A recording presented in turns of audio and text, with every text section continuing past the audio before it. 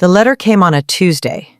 I remember because Tuesday was trash day, and I almost threw it away with the coupon flyers. $47,212.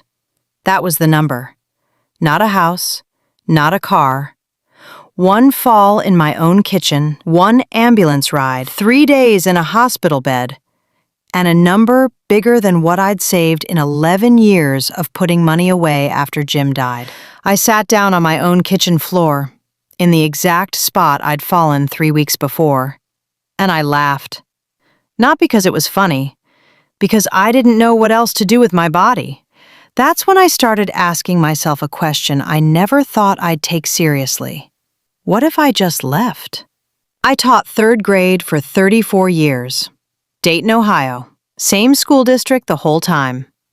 I have a drawer full of thank you cards from kids who are grown now, some of them with kids of their own. One of them is a pediatrician in Cleveland now.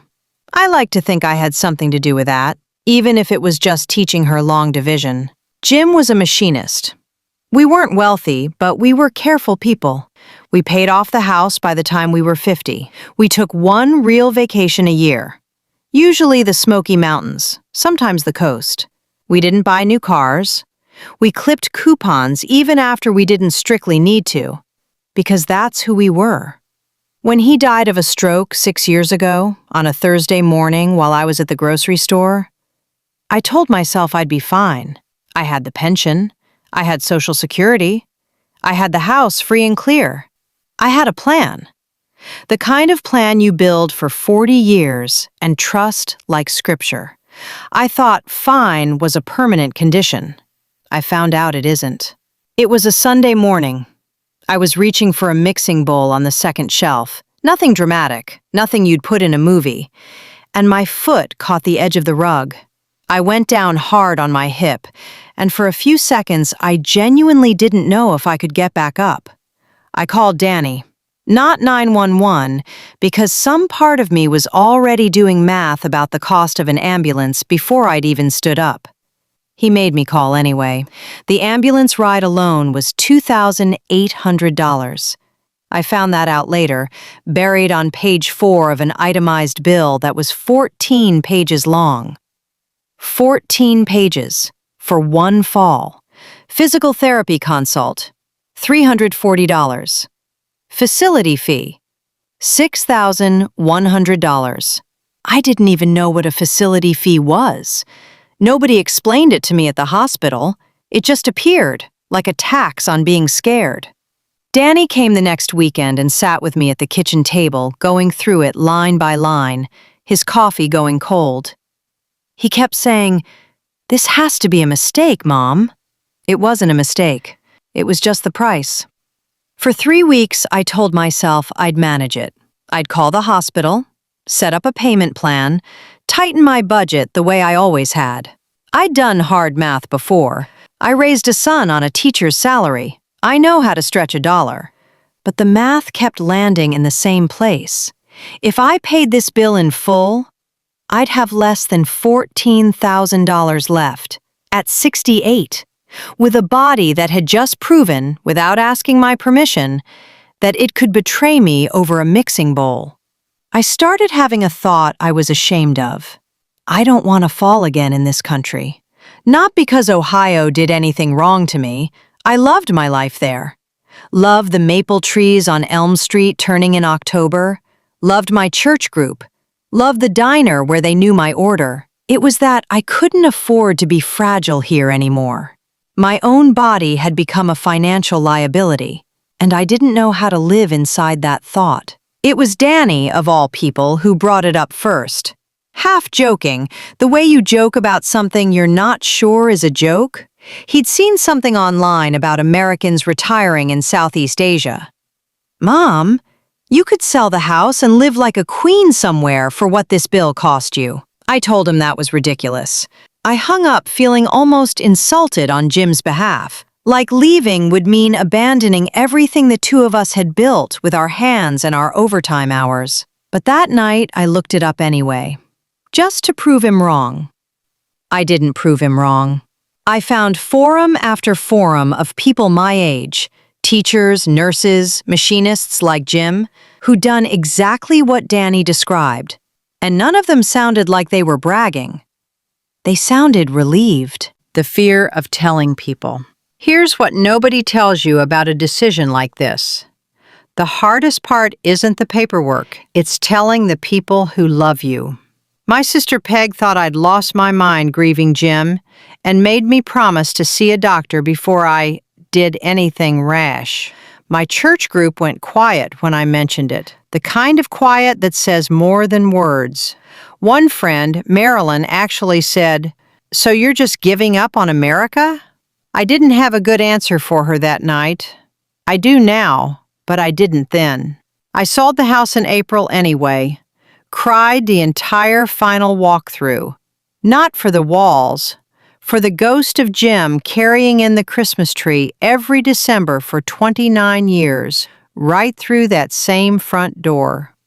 I landed in Bali in June, and for the first week I regretted everything.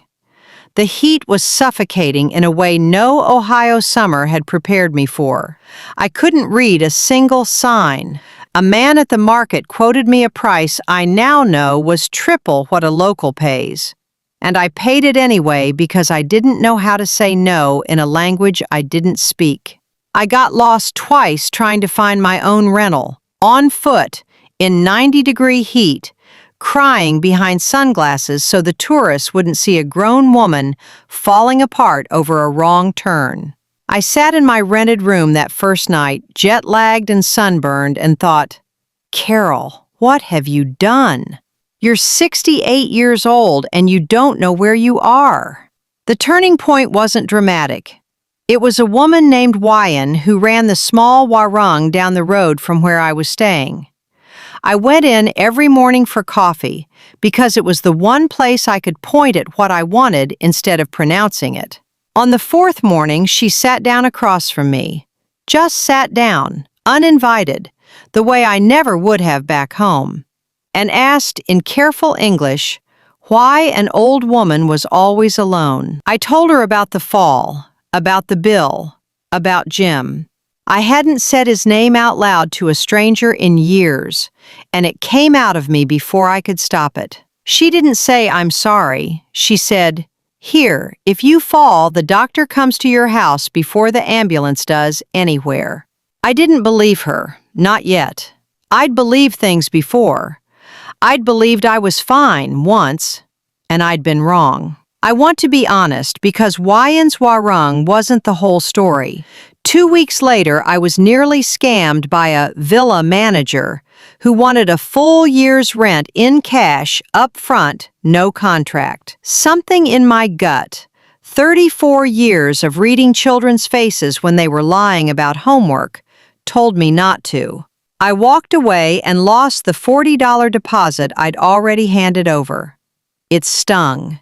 It also taught me the difference between trusting a place and trusting a person, and that I needed to be smarter about which was which. I started taking Indonesian lessons twice a week from a college student named Putu who needed the extra income. I was the worst student in that little group of 3. A retired nurse from Perth and a younger German man ran circles around me.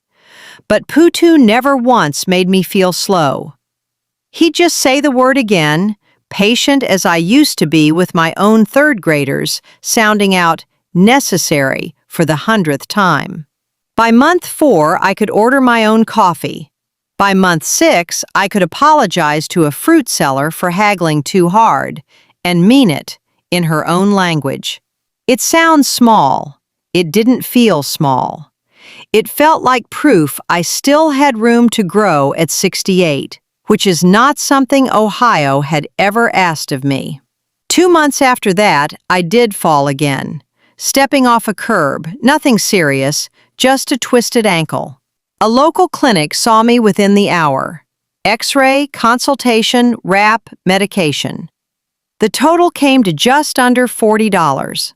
I sat in that clinic waiting room and did the math 4 separate times because I didn't trust the first 3 answers. $40. Not 47,000, 40. I called Danny from the parking lot, and neither of us could talk for a minute. When he finally spoke, all he said was, "Mom, I'm glad you didn't listen to me being worried." I want to be honest with you. It wasn't the money that changed me. It was what the money had been protecting me from feeling. In Ohio, I managed my fear by controlling my budget. Every dollar saved was a dollar of proof that I could handle whatever came next. Here, for the first time since Jim died, I wasn't managing fear at all. Weigh-in checks on me most mornings, whether I come in for coffee or not. I know 3 of my neighbors by name and by the sound of their motorbikes coming up the lane. I go to a water aerobics class twice a week with 2 Australian women and 1 Dutchman who all call me the school teacher, and none of them have ever once asked what my house is worth. I'm not rich here. My pension check is the same size it's always been, but I'm not one bad fall away from losing everything either. That's a different kind of wealthy than I understood at 61, or even at 67. I still keep a photo of Jim on my desk, next to the mixing bowl I brought with me across an ocean. The same one, believe it or not. Some things you carry on purpose, even the ones that started the whole story. People back home ask if I miss it. I tell them the truth. I miss my son. I miss snow at Christmas some years, though not the driving in it. I miss Marilyn, even the version of her that doubted me. I don't miss lying awake doing math about what a broken hip would cost me. I taught 3rd graders for 34 years that America was the place where you worked hard and you'd be taken care of. I still believe the working hard part. I'm still figuring out the rest, and I've made my peace with not having a tidy answer. What I know for certain is this. At 68, 1 letter in the mail nearly broke me.